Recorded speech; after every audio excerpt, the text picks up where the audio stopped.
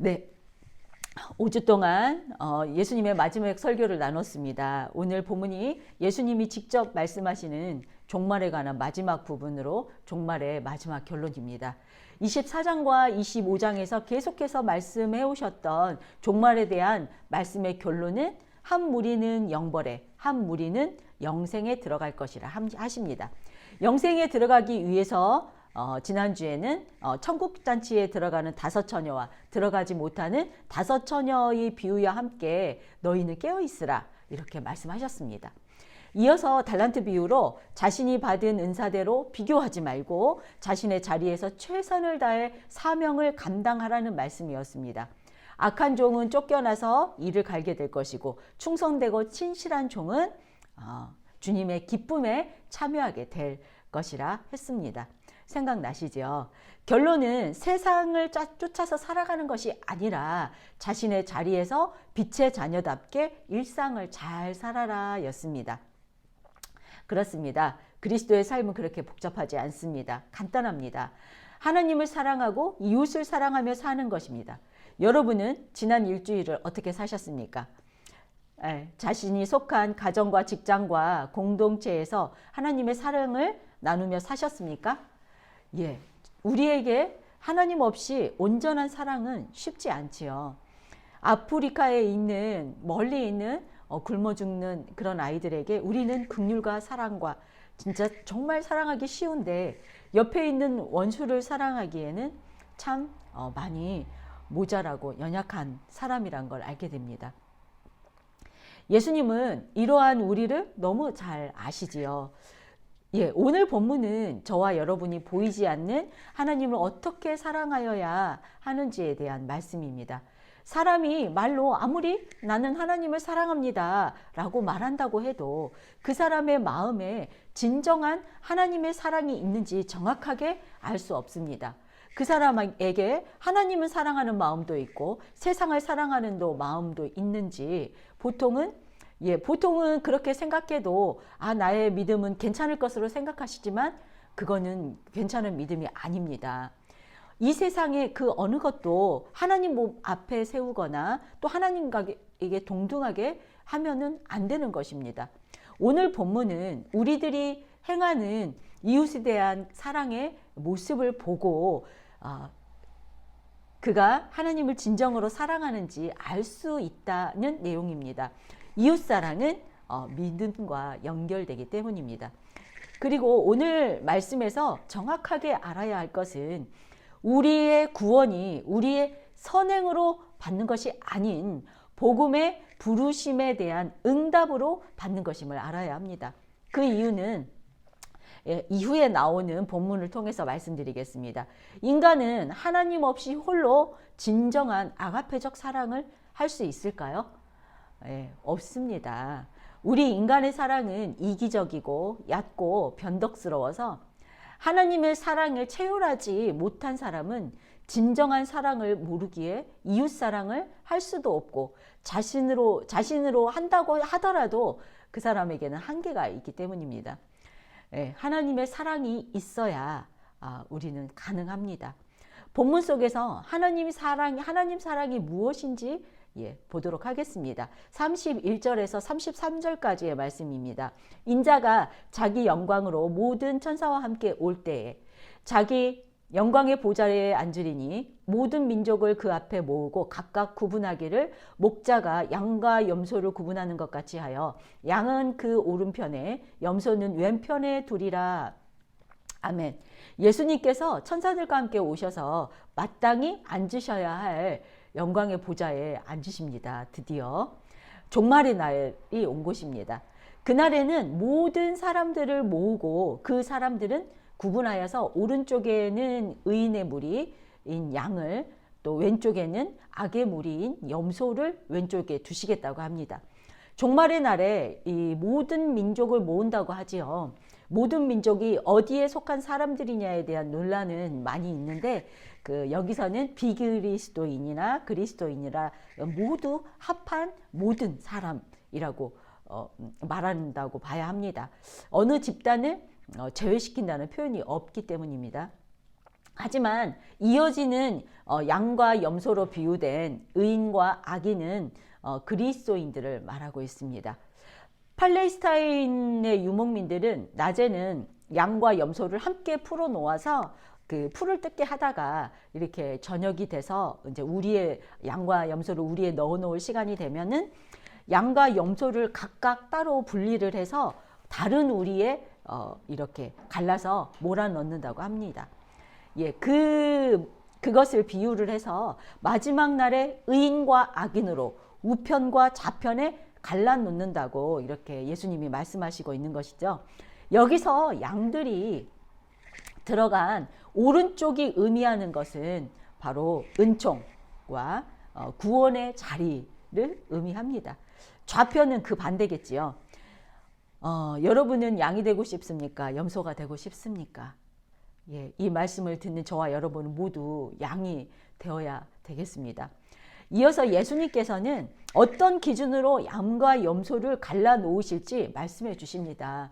예수님이 우리를 부르시고 선택하셨지만 마지막 날에는 우리들의 삶 속에서 예수님을 향한 사랑의 보답을 원하시는 것 같습니다. 34절에서 36절까지의 말씀입니다.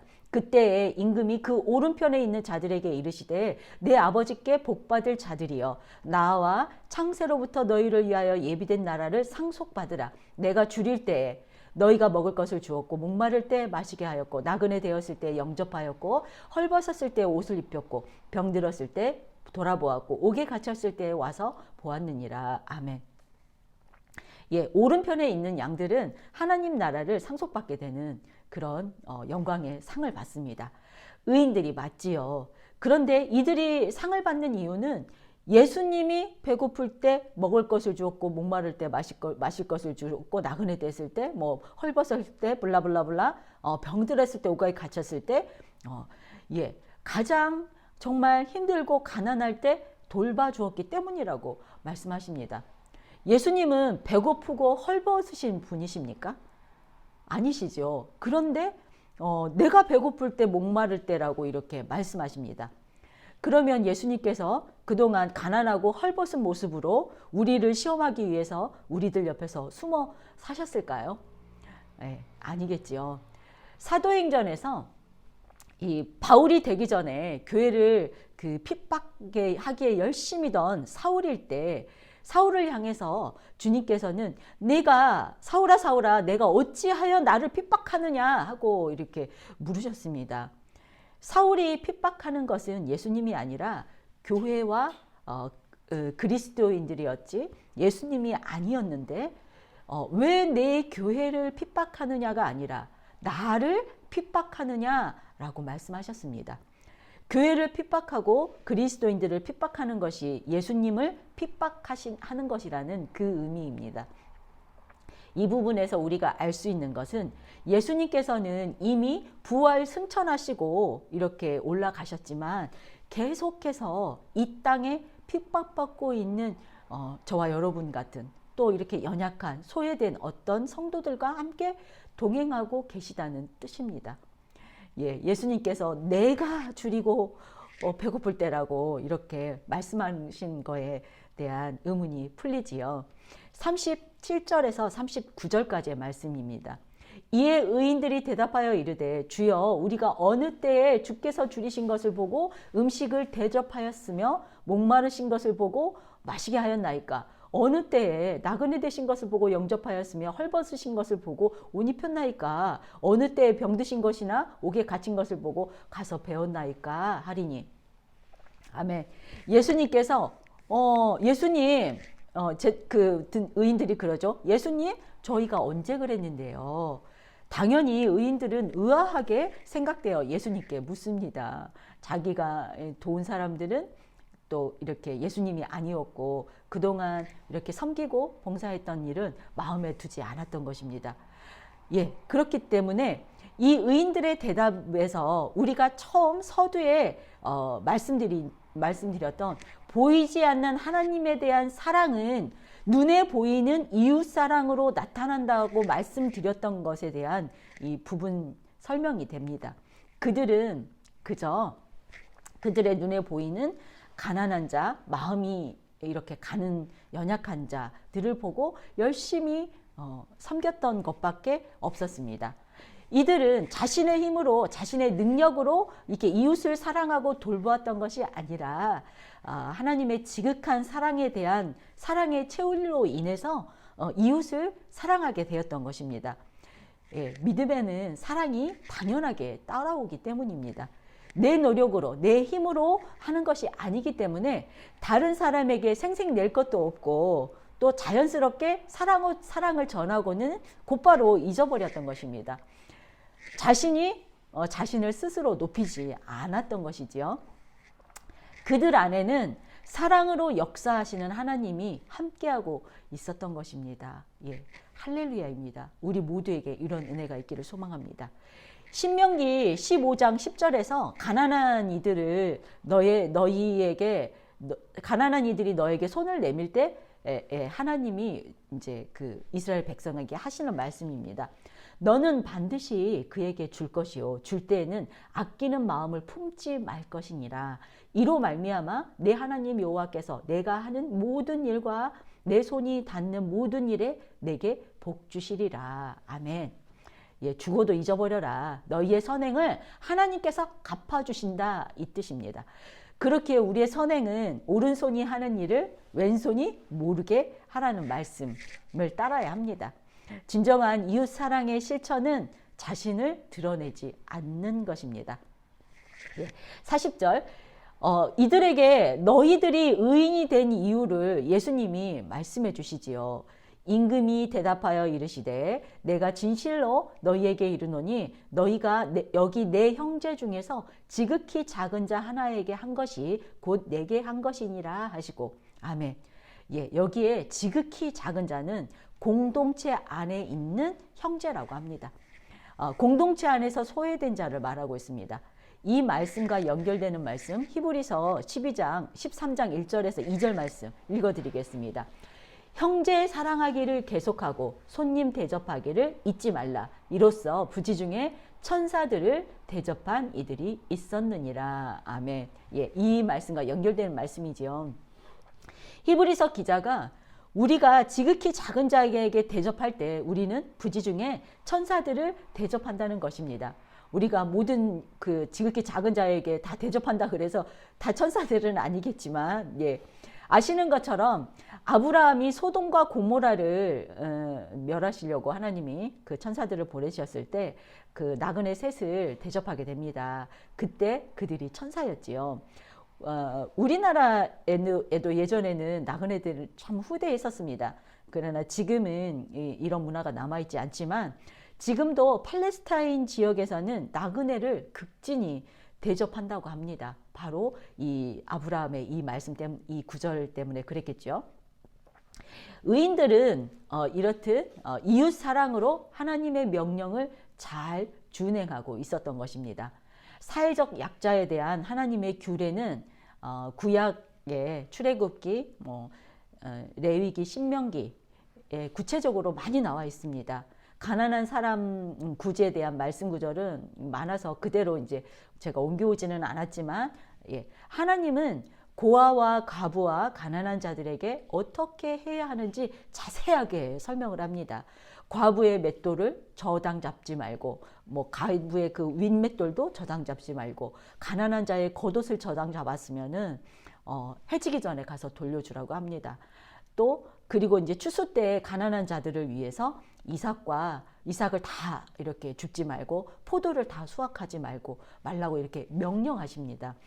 또 안식년과 희년을 통해서 그들의 가난의 대물림이 당하지 않도록 이렇게 하고 있지요. 아마 하나님이 최고의 사회복지사였던 것 같습니다. 너희가 나의 이 명령을 준행할 때 너희가 복을 받을 것이라고 이 말씀 구절 항상 뒤에는 분명하게 말씀을 하십니다. 잠언에 있는 말씀 한 구절 더 읽어드리겠습니다. 19장 17절 말씀입니다.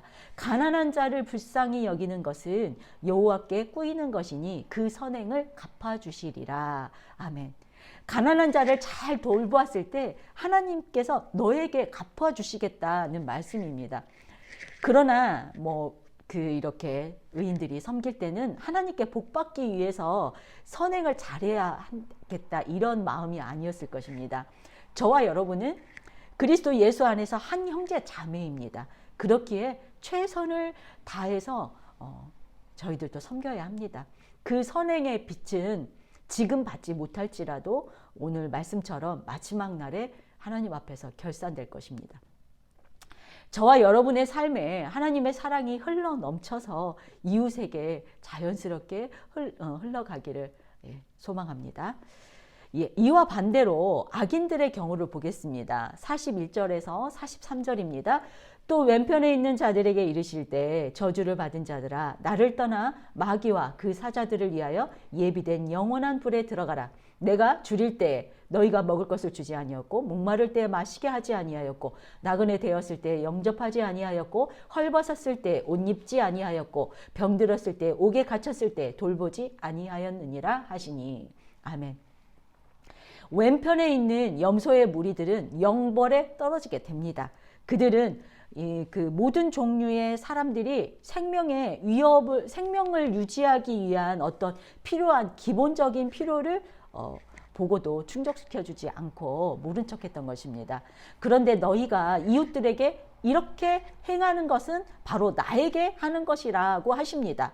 그렇기에 너희는 심판을 받아서 영벌에 들어가라 이렇게 말씀하시니까 이들이 아주 항의가 빗발칩니다. 44절 그들도 대답하여 이르되 주여 우리가 어느 때에 주께서 줄이신 것이나 목마르신 것이나 나그네가 되신 것이나 헐벗으신 것이나 병드신 것이나 옥에 갇히신 것을 보고 공양하지 아니하였나이까. 아멘.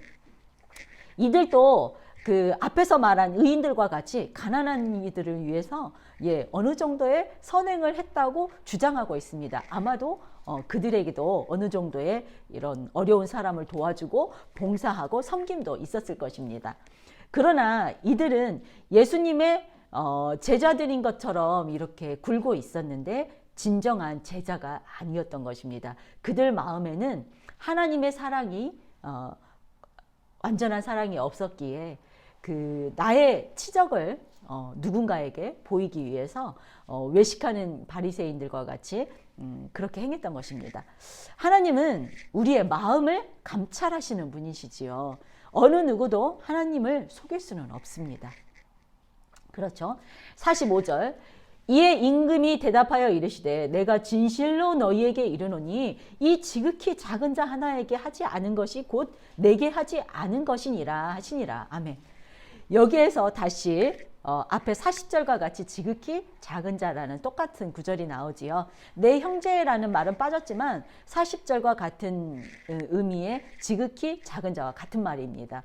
공동체의 동료 제자들이거나 사람들에게 관심을 받지 못하고 그 무가치하게 여겨지는 아주 지극히 작은 형제와 성도들을 표현하는 지극히 작은 자들입니다. 너희가 이 작은 자 하나를 사랑하지 않는 것이 바로 나를 사랑하지 않는 것이라는 말씀입니다. 46절 그들은 영벌에 의인들은 영생에 들어가라 하시니라. 아멘. 이 마지막 문장은 의인들과 악인들의 그 마지막 구분을 말씀하고 계십니다. 심판과 생명에 관한 중요한 말씀으로 예수님의 설교를 마치십니다. 결국 이렇게 25장 전체를 볼 때 하나님께서 우리에게 허락하신 복음의 능력과 받은 은사와 재능들은 성도들에 대한 이렇게 관심과 도움을 필요로 하는 이웃들을 위해서 사용되어야 한다는 것입니다. 그러므로 그리스도의 재림을 대비하는 저와 여러분 또한 이웃에 대한 사랑의 실천을 통해서 하나님에 대한 사랑을 입증하고 또 구원이 성취되어야 한다고 하겠습니다. 우리는 그리스도 예수 안에서 한 형제 자매입니다. 그렇기에 교회의 성도들은 나와 무관한 사람이 아닙니다. 그렇기에 최선을 다해서 섬겨야 합니다. 오늘 말씀에서 오해할 수 있는 것은 행위 자체가 우리의 구원의 근거가 된다는 오해는 하시면 안 됩니다. 어떤 경우에도 행위는 구원의 근거가 될 수 없습니다. 다만 믿음은 그 행위로 알 수 있는 어떤 척도가 되기에 심판의 근거가 되는 것입니다. 그러므로 저와 여러분에게 가장 중요한 것은 이런 복잡한 어떤 이런 이론의 어떤 원리보다는 하나님이 사랑이 있어야 합니다. 그 하나님의 한량없는 사랑의 체휼로 인해서 내 이웃에게 또 고통받고 소외받는 자들에게 돌보게 됩니다. 왜냐하면 예수님은 항상 그들과 함께 동행하고 계시고 예수님의 마음이 거기에 머물기에 예수님을 믿는 우리들도 그들에게 마음을 품을 수 있고 관심을 쏟을 수 있게 되는 것입니다. 네, 정리하겠습니다. 요즘은 교회에서 귀찮고 성가신 일은 하고 싶지 않나 하고 불편한 믿음 생활, 불편한 신앙 생활은 하기 싫어하고 편하고 또 교회만 다니려는 그렇게 하는 성도님들이 점점 늘어나고 있는 현실입니다. 봉사와 섬김도 인기 있는 어느 분야에만 하고 모두가 꺼리는 곳에는 가고 싶지 않아 합니다. 그러나 예수님은 사람들이 가장 꺼리고 가기 싫어하는 곳에서 그들과 함께 계십니다. 그렇다면은 우리들이 가서 돌아보아야 할 사람들이 누구일지 아시겠지요. 만약 내 안에 하나님의 사랑이 없다면 우리는 그곳에 마음이 향하지 않겠지요. 그러나 만약에 나의 눈과 마음이 어느 곳에 쏠린다면, 연약한 부분에 쏠린다면 예수님이 지금 우리 마음에 문을 두드리고 있는 것입니다. 너 그곳에 가주지 않을래?